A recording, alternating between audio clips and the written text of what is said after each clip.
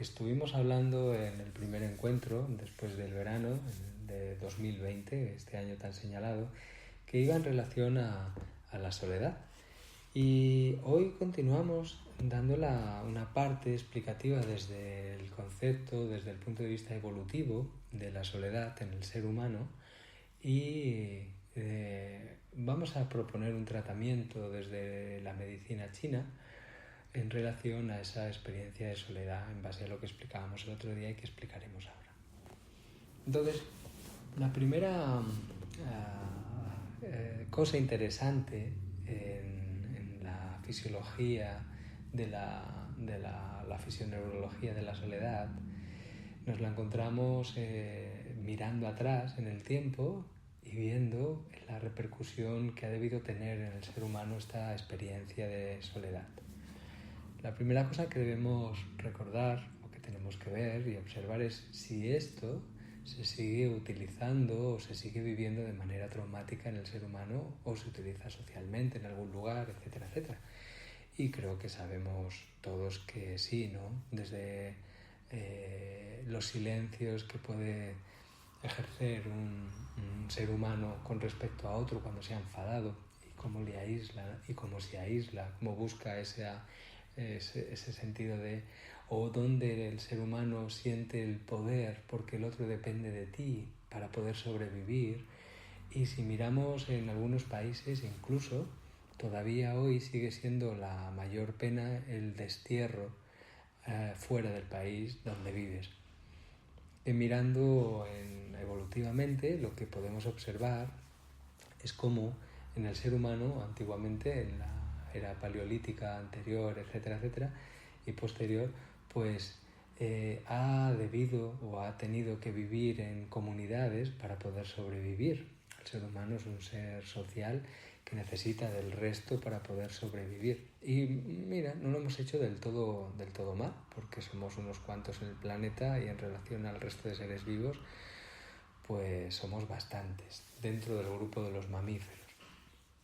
Porque evidentemente hay muchos más insectos que seres humanos, está claro, pero como se ha podido expandir y se ha integrado adaptativamente en todo el planeta, somos la única especie, ¿no? Bueno, las cucarachas también, las ratas, estas nos acompañan, a veces son casi como humanos.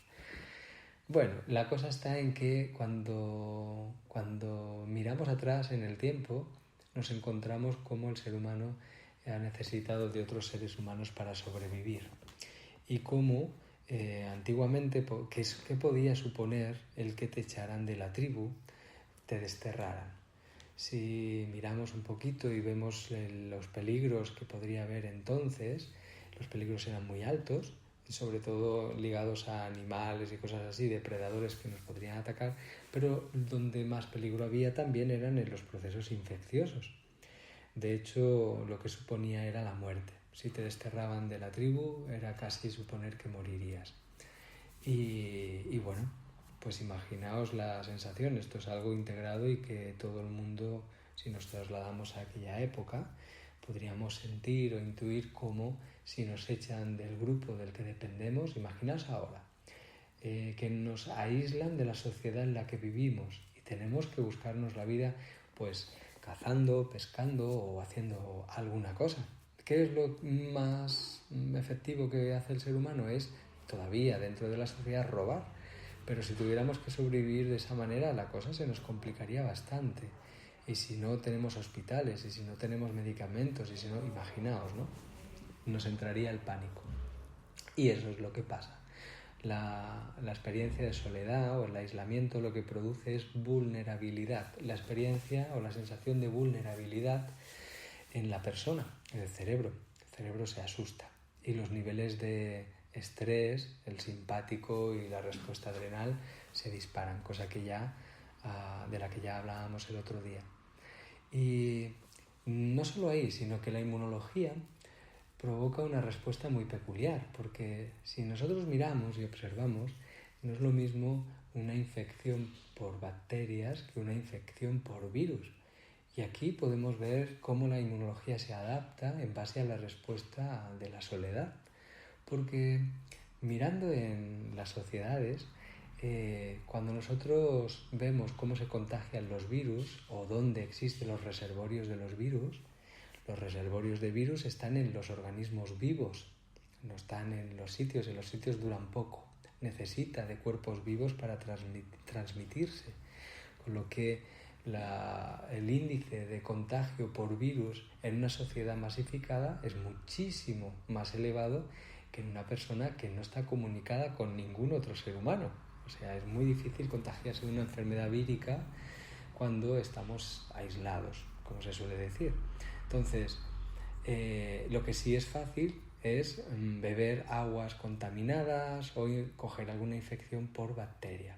Las bacterias no necesitan de los seres vivos para transmitirse, sino que están viviendo pues en los diferentes entornos. De hecho, se adaptan súper bien, son fantásticas. Estas sí que no sobrevivirán. De hecho, son muchísimo, igual que los virus, más antiguas que los seres humanos, salvo virus que pueda crear el ser humano por mutaciones genéticas, etcétera, etcétera. Si no, el resto son y mutaciones adaptativas, por supuesto, pero son más antiguos que nosotros.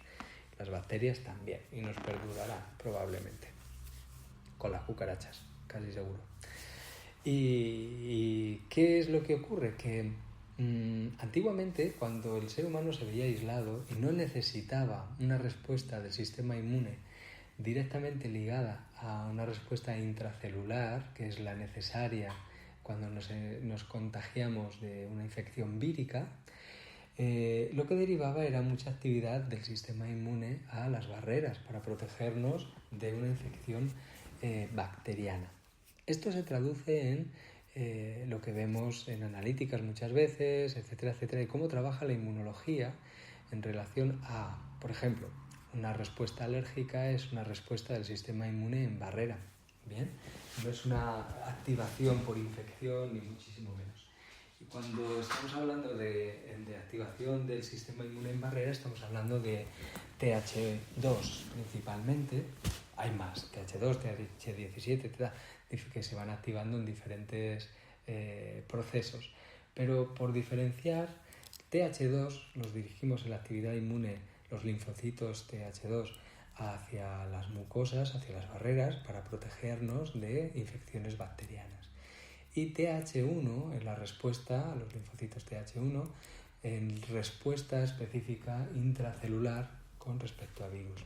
Bien, entonces, si nosotros en una edad antigua, a la era del Paleolítico, por ejemplo, nos echaban de la tribu, había una respuesta por la misma activación de estrés que comentábamos el otro día del sistema inmune dirigiéndose hacia las barreras. Bien, De tal manera que la inmunología con respecto a los virus no es efectiva. De hecho, en las personas que vemos que tienen una derivación, la inmunología en TH2 mucho más activa que en TH1, lo que vemos es que la persona se coge de todo tipo de infecciones víricas, ¿bien? Y tiene ahora una infección de orina, y luego le salen herpes, y luego le sale no sé qué, y luego resulta que tengo no sé qué, y luego me he cogido... Bien, pues estas pequeñas cosas que van apareciendo cuando TH1 no funciona, porque deriva la inmunología, el sistema deriva mucha vitalidad a las barreras en inmunología por prevención externa, prevención de contagio por bacteria. Bien, entonces, ¿qué ocurre? Fijaos ahora, por ejemplo, esto es muy interesante porque en la sociedad en la que estamos ahora, o cuando se vivía la experiencia de soledad y se activaba más hacia las barreras porque era innecesario la actividad en TH1, pues realmente estábamos aislados, pero hoy en día no estamos aislados, es imposible estar aislado, prácticamente imposible estar aislados en la sociedad en la que estamos, con lo que tenemos un detrimento cuando la persona vive la experiencia de soledad de manera prolongada, en base a lo que hablábamos el otro día, un detrimento en la actividad inmune con respecto a virus y una activación más alta con respecto a bacterias. Y si ahora lo trasladamos esto a qué está ocurriendo en el planeta, pues imaginaos, ¿no? Creo que todo el mundo puede deducir qué ocurre con los aislamientos y cuando la persona empiece a sentirse sola realmente e incomunicada, pues esa prevención que se intenta de virus precisamente es la barrera que vamos a ir abriendo para más contagios. Pero bueno, estos son cosas que no tienen por qué pasar cuando se tiene el control de higiene, etcétera, etcétera, por supuesto.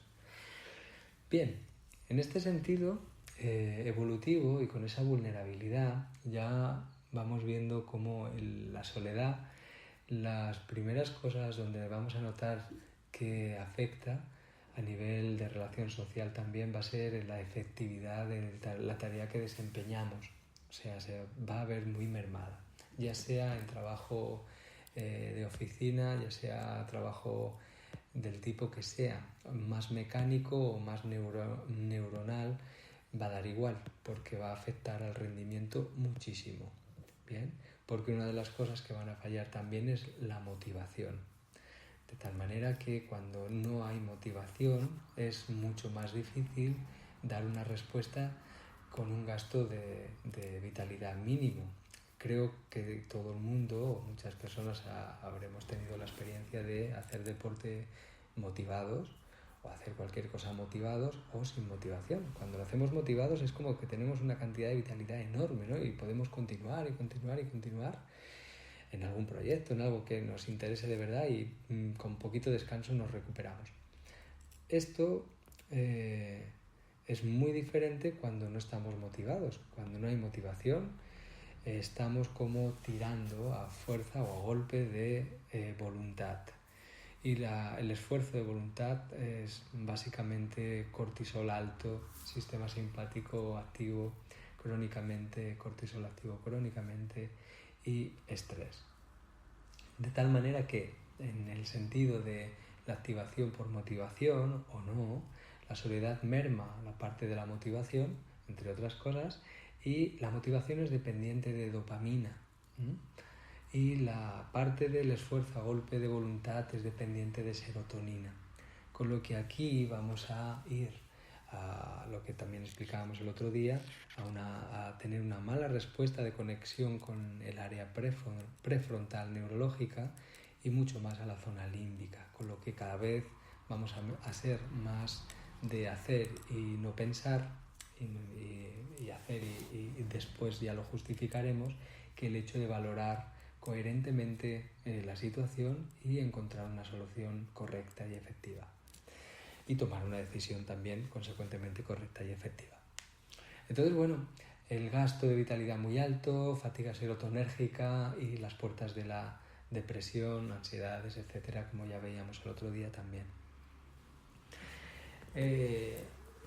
Aquí, en esta parte de la soledad, y dependiendo del momento en el que se encuentre la persona, desde la medicina china se pueden encontrar muchas formas de tratamiento para